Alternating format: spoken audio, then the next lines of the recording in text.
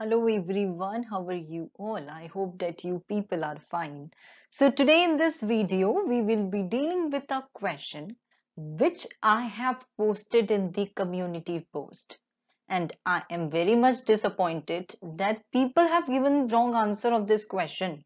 This is very much easy. आप लोगों ने गलत आंसर दिया इस क्वेश्चन का. Those who have given the correct answer first, very good. But जिन्होंने गलत दिया है, this question is for them. And those people जिनको नहीं पता इसका आंसर, ये वीडियो आपके लिए.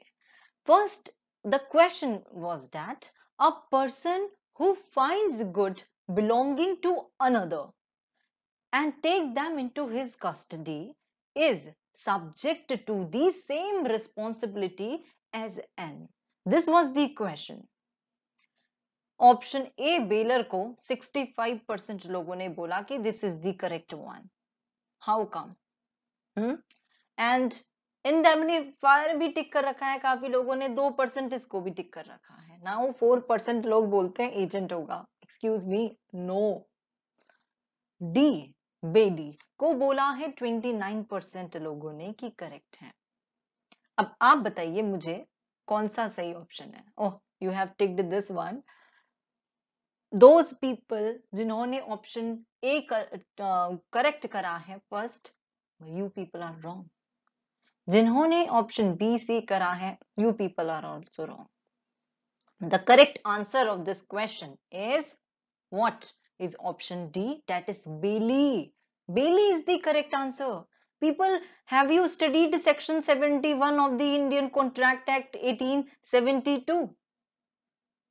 इंडियन कॉन्ट्रैक्ट एक्ट का सेक्शन कौन सा 71 क्या बात करता है? ये क्वेश्चन अगर देखते ना आप लोग, सेक्शन ढंग से पढ़ा होता, अभी आपने ऑप्शन डी टिक करा होता. That is Bailey.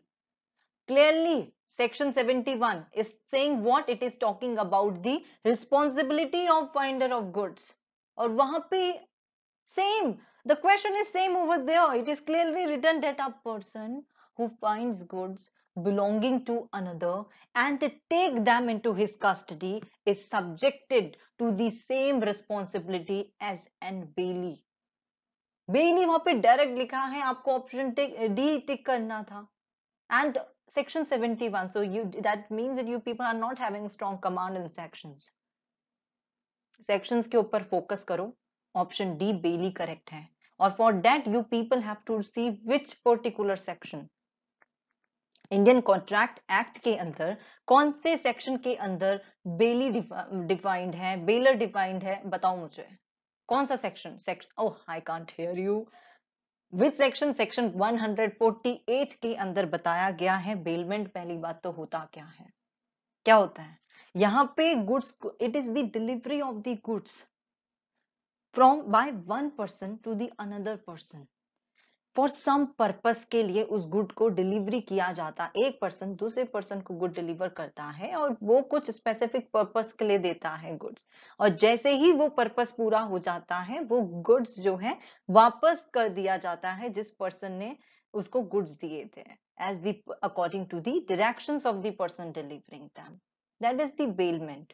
And the person who is delivering the goods is known as the bailor, and to whom the goods is being delivered, it's the bailey.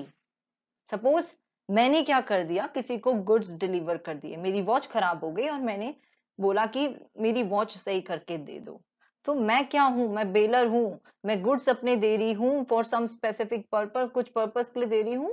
जैसे ही वो पर्पस फुलफिल हो जाएगा, बेली जो है जिसको मैंने गुड्स दिए, वॉच सही करने वाले को जो गुड्स दिए, वो बेली है. अब जैसे ही उसने मेरी वॉच ठीक कर देंगे, वो मुझे क्या कर देंगे, मेरी watch as according to the directions as I have specified, he will be giving me that goods back to me accordingly.